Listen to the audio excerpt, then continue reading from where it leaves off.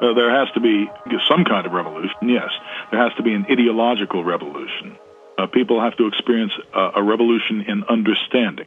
Does this necessarily mean that there will be a violent physical revolution? Well, I hope not, because at this point in time, such a revolution would be very costly indeed. So what I'm hoping, and just about everybody else I think is probably hoping, is that this can all be done through a mass awakening.